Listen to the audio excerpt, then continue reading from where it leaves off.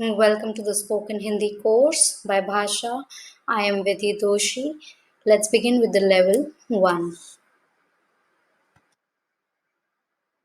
We will be giving you a basic introduction to the Hindi sentence structure.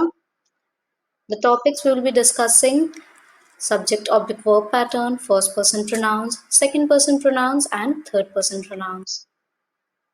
The subject object verb pattern. Almost all languages in the world can be divided into two common patterns: subject, verb, object. The other one, subject, object, verb. English follows the first type of pattern. The second pattern, the one highlighted in yellow, subject, object, verb, is followed by the Indian languages, and here we are concerned with Hindi. So Hindi follows this pattern. What do you mean by the pattern? Patterns are the set of rules which are innate in our mind since the time we had started learning the language. So for native English speakers, this is the pattern that is innate in your mind. And for the Hindi speakers or the Indian languages speaker, subject, object, verb, this is the pattern. So that's how we think the languages in our mind are settled. All right. So a few examples, few very basic examples. English is a subject verb object language. Hindi is a subject object verb language. English examples: Anil, subject, ate, verb, object, an apple. Anil ate an apple. However, in Hindi we notice it's Anil ne seb khaya. Seb is an apple. Khaya is the verb. So what's happening in case of Hindi? The object comes in the second position and the verb comes finally or in the end. Throughout the examples, you will see the verb comes in the end in Hindi. Neeta watches movies. Neeta चित्र देखती है. Anita drank water. Anita ने पानी पिया. Sam sings songs. Sam ने गाना गाया.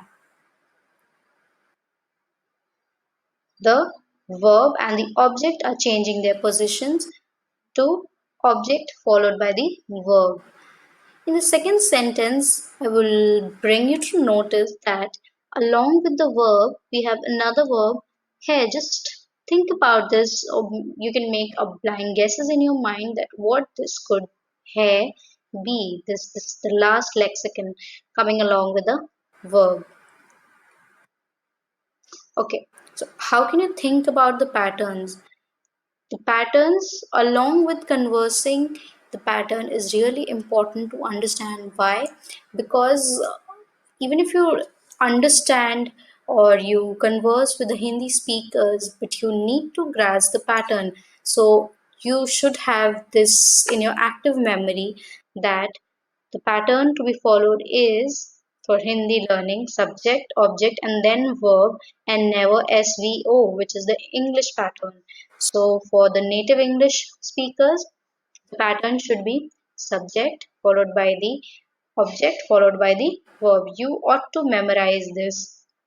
And of course, when you have inculcated, you have totally settled this pattern for Hindi in your mind, you have to practice speaking with Hindi speakers. However, for Indian languages speaker, what you can do is translate to Indian language and then translate it to Hindi. For example, Anil ne seb khaya, or let's say your language is Malayali, Gujarati, or Punjabi.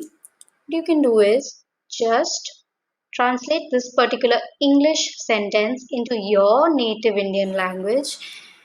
Why? Why am I saying to translate it into your language? Because you already have the pattern. You do not have to take the pain to memorize or settle the pattern, this particular pattern in your mind. You already have this pattern. All right. You just have to translate this English sentence back into your language and then translate it to Hindi. But remember, I do not promote translations actively. This can just help you slightly, even the Indian language speakers. But the basic motto has to be translating, not actively, and practice speaking with the Hindi speakers mostly.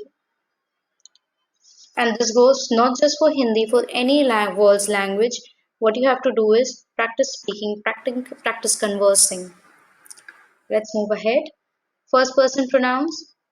These are pronouns which refer to the self. They are divided into types. Singular is the मैं is the lexicon for singular first person pronoun, which is I. Plural, the plural pronoun for the first person pronoun is हम, which is we. Okay, let me tell you what are ending verbs. You remember the example in the third slide, Neeta Chitra Dekhti Hai. Now we have come to that discussion. In order to start making sentences, we need to use ending verbs. In Hindi and other Indian languages, verbs depend on verb endings, which are variations of the verb be. Now, you can pause the video and have a ribbons in your mind that what is the be form of the verb? Be form of the verb. Yes, you're correct. It is is, am, are, was, were, and if we talk about the future, will or shall. So, but in Hindi, the subject object verb order puts the supporting verb at the end of the sentence, and that is why they are called ending verbs here. So, what happens is the order for Hindi or Indian languages is subject, object, verb. The verb is in the end. So, what are we calling it here instead of supporting verbs? In English, we call them supporting verbs. The be form of the verb is known as supporting forms. However, in Hindi, we are calling them ending verbs. Why? Because the verb is in the end.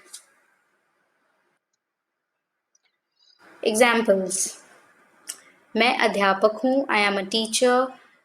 Okay, let's again notice the patterns and then further discuss the ending verbs. Why? Because you still, you learners are still a mature in understanding the pattern. So keep noticing the examples and within them keep noticing the patterns, how always in every sentence you will notice the pattern is being followed. So this is a advice to notice the patterns in all the levels you go through. All right, I am a teacher. मैं अध्यापक हूँ. We are lawyers. हम वकील हैं. We are doctors. हम doctors हैं. So the Hindi pronoun, Hindi ending verb, English meaning मैं हूँ. So we see मैं हूँ with the first person pronoun. What is the ending verb? हूँ. हम हैं. What is the pronoun?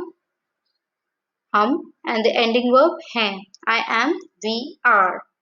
So the rule we have is first person pronoun, which is I and we. Hindi, मैं, हम, followed by the object, which is noun, and then followed by the ending verb variation of be, which is whom and है. Also, keep in mind that मैं will never go diagonally and match with हैं, or hum will never go diagonally and match with whom. Therefore, it will always be in complementary form, always linear. मैं हूँ, हम हैं.